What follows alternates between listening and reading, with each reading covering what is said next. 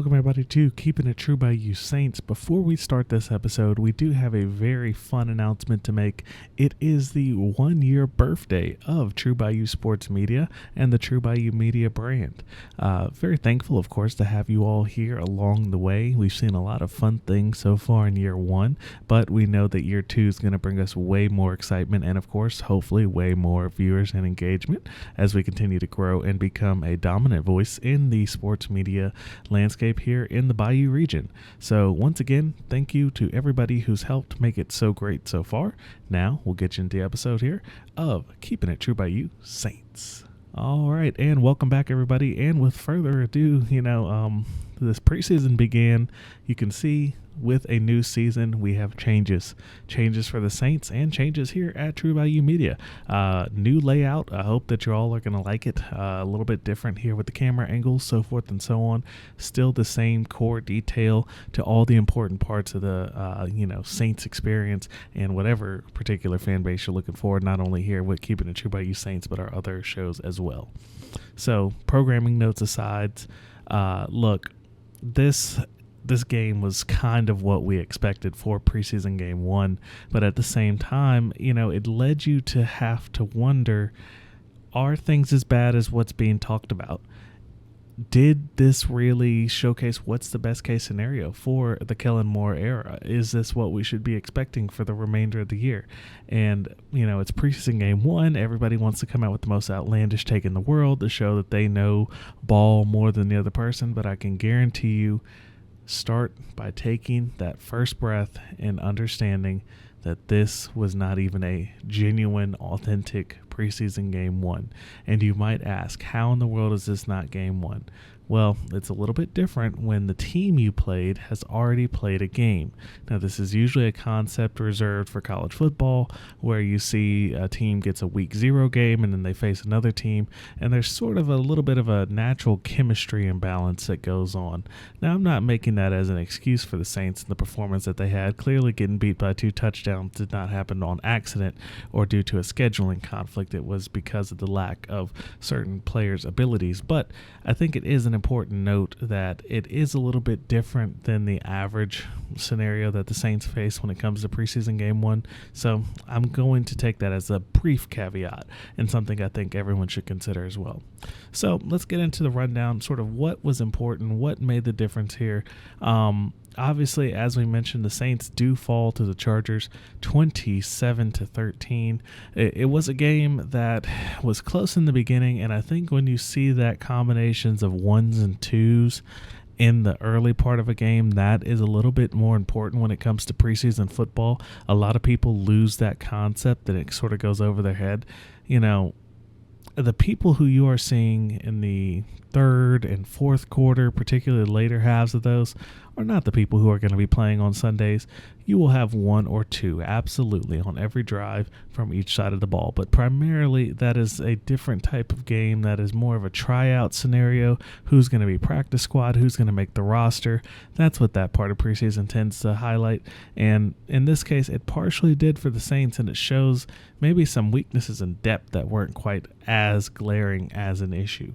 But let's start with what happened in the first half. Let's start with how we see the first elements of this new quarterback battle as well as other positions start to take place. And that was the Spencer Rattler-led offense with Kendre Miller primarily as his running back. Now, this was a moment that a lot of Saints fans, of course, are very excited about. They're very excited to see what this new system looks like with Kellen Moore, Doug Nussmeier, and the whole entire staff transferring away from a defensive-led coaching perspective back to an offensive-led coaching perspective. And you would think that that might come with a bit of natural advantages. And I'm not going to necessarily say that the offense was terrible in that first set of drives. Honestly, the Saints had every opportunity to be ahead in the first quarter. If it was the muffed punt that they got the ball back deep in Chargers territory where they should have had the opportunity to put some points on the board, but because Kendre Miller does not quite get the push needed and he ends up getting pushed backwards, you end up losing on 4th and goal. You have even Spencer Rattler when he goes and runs it down at the 1. It's those types of small instances which you would hope whenever you're pairing Juwan Johnson, Alvin Kamara, and other players who are not active during this matchup, even Eric McCoy at center, that you see the change. But what did happen? What did it look like? And to me, it reminded me a lot of what we saw last year, to be frank with you, during the Spencer Rattler starts. It was a offense that was at best cognizant of what they were doing, but they were always short a couple plays. And that's not necessarily a dig. It isn't really. I think it's, again, not seeing the true put together version of what you have, which does have me a little bit concerned for next week, but we'll save that till the end of the episode, and I can tell you a little bit what I think Kellen Moore should be doing different, and leave a little bit more out there. But beyond that, the other note that everyone is going to take away is that you need to subscribe to this channel and hit the like button. That way we can continue to make more of these videos at a frequency that, of course, is helpful to you and everybody that you know. That was a subtle but very quick plug for, of course, you to follow, subscribe, and like wherever you are. Once again, we thank you for your input and participation. But beyond that, yes, the actual note is that, look, injuries, for whatever reason, live in the airline drive facility, and they have now infected another set of New Orleans pro athletes. And you see 2 offensive linemen go down in this game. You see a wide receiver who's coming back from basically having his rookie year stolen by an ankle injury go off the field on a cart with a towel on his head. It kind of is showing that while preseason and the training camp aspect is always one where you want to make sure you're putting players in a position to get reps without injury. And look, I'll be the first to say Bub Means and Will Clapp do not necessarily have major, yes, impacts, but not major impacts on the ability of this team to generate wins. But someone like Trevor Penning does. Trevor Penning going off the field with both of his shoes off, getting carted. It's a little bit concerning. We'll know more about that injury as the week goes on, but you have to think about it, man. If this season goes down the route to where you have a fractured offensive line and we've talked about it previously, the O-line is such a core component to whatever quarterback goes out there and plays. If that O-line is damaged, it will not work. We saw clearly what happened with some of the players who were in there today. I mean, you had to feel bad for the guy, but, multiple procedural penalties, multiple missed assignments, and, Spencer Rattler dealt with it, particularly when you talk about how it went with the ones, quote unquote. It wasn't a pretty sight. So I'm hesitant to say that this particular set of injuries won't come back to make a bigger impact, but time will tell. And that's another thing that time will tell, because you look at how this quarterback battle went, and it's an important thing to discuss. Tyler Shough came out in that second half, and I have to say I'm rather satisfied with what I saw when it came to how he played. Now, if we get rid of the pick six, you definitively have the performance of the day coming from Tyler Shough. If it's leading in the second half at the end of the quarter, which I think was leading in the end of the first half at the end of the second quarter, there we go, down to get into field goal position, I think that's one thing that went completely overlooked today by a lot of the media and other people who were reporting on this. I personally felt like that was a great sign of him being able to execute the offense with relatively short notice, not really having everything put in place for him. And, you go out there, you get points, and that's what you want to see. Now, on the contrary, you do see a quote-unquote expected Tyler Shough mistake. And it comes from what you see in the film over his years in college, is that he is sometimes liable for not finishing out getting rid of the ball in a way that is, or even putting the ball in position in tight windows that is going to always evade the defender. And the defender put on a great performance to get that interception, and much less the return was also quite nice. But no, completely that pick six is on Tyler Shough. So even though, yes, he had a very nice touchdown, yes, he had a very nice field goal, I still have to penalize him for the pick six if we're going to be objective here. And that, to me, negates a lot of other good things that you saw. If anything, it just takes a fraction of it away. So I'm excited for what I saw, but at the same time, that would be like me saying, okay, Spencer, you got strip sacked and you also didn't get your hand over the goal line to get that touchdown. I think you didn't have a great day. I think they both had very functional days.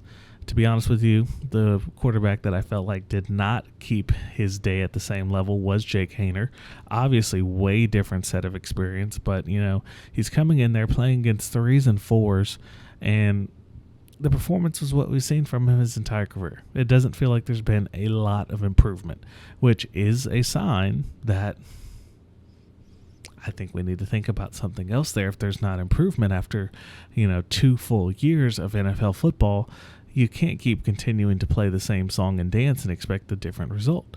So something that Jake Haener's going to have to work on really hard here in this next game. And I say this next game because that's whenever you start to see a situation to where if you need to get another veteran quarterback in, it may need to happen before game 3. Just that way they can get a run with the offense during the preseason and have some more time on hand.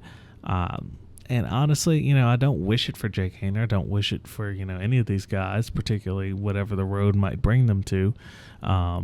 But it is something that is worth considering. Is a veteran QB a stronger option purely from a functional perspective, not so much from a potential perspective for this team at this moment? But again, a decent day from Tyler Shough, a formidable day from Spencer Rattler. Spencer Rattler, of course, got the start. I think it will honestly be a rotation for the next game, so you will likely see Tyler Shough go out there against Jacksonville's ones, and I'm not going to necessarily say that it is going to be a situation that you have to worry about, but it is a situation where you have to think about it, because you certainly don't want to find yourself where, if it's Travis Hunter, if it's anybody else for the Jacksonville secondary going out there and you rattle Tyler Shough again, that could be the type of thing that sets off a spiral to where if the guy gets touched up 2 weeks in a row, hey, Spencer may not be playing the best, but I think that could lock him in to being the starter, because the guy goes out there and he gets handled twice, particularly that we saw Tyler Shough primarily playing against 2s and 3s. If he gets touched up by 1s when he already did by 2s and 3s, it's certainly something to keep an eye out for, and it's what we're going to have to be paying attention to. But I mentioned it a little bit earlier, and it's what's going to come going into week 2, into week 3, and the regular season. And that is, of course, using week 2 as your full warm-up game versus using week 3 as your full warm-up game. Now, the next 2 opponents, as you've already had, these are all AFC opponents, so they're not anything where you have to even worry about for playoff positioning or anything like that, where you don't have to necessarily protect the playbook. You're not playing either of these teams in the regular season. I think it is a situation where Kellen Moore may need to get a little bit more advanced in getting this team reps. And because it's a fact of the matter that what we saw today was not going to be effective in the majority of NFL scenarios. What we saw today looked like what some of the predictions are saying, 2 to 4 wins. Personally, I'm going to tell you more at the end of the month when I put my full prediction out there. But personally, I don't have this team getting that low. I think it's possible, but I don't have them there. So maybe you need to start incorporating more advanced parts of the offense to just get the reps in, to get the guys a shot at seeing this in live action, because again, you aren't holding joint practices, so you're only seeing this with your own guys. if you can see more of these concepts and see how they play in games that are not going to hurt you, particularly because you play, again, 4 out of 5 NFC opponents to start the regular season. Now, again, are we expecting the Saints to be in a wild card contention to where maybe NFC record is going to be make or break? No. But is it nice to know that you're not completely dead in the water by week 5? Yes. So for me, I think you have to go 2 for 4 in those first 4 NFC games. And if that means that you got to, go out there and be a little crazy at home against Jacksonville and Denver, go ahead and do it. Go ahead and do it, Kellen Moore. I'm excited to see what you come up with. I'm excited to see what the boys come up with, how they respond. And you're going to get a home crowd in the Dome on Sunday. Again, I think it'll be a very fun crowd. I'll be there. So if you see me, say hello. But, we're looking forward to what's going to happen. I will be back later this week with my full preview going into this game and a episode of True Bayou Sports Media Primetime, and then we'll of course follow that up with a recap show here on Keeping It True Bayou Saints. Excited that football is back. We're having live sports going on, very fun as well. And of course, if you missed it in the little prelude to the show, happy birthday, True Bayou Sports Media Network, 1 year today. Thanks everybody for watching, and we'll see you in the next one as we look to keep it true by you. Thanks, everybody. This has been a True Bayou Media production. This show is for entertainment purposes only and does not render legal or financial advice. Remember to bet responsibly. Distribution of this podcast is prohibited without the express written consent of True Bayou Media or its subsidiaries. Thanks for being true by us. We can't wait until next time we keep it true by you.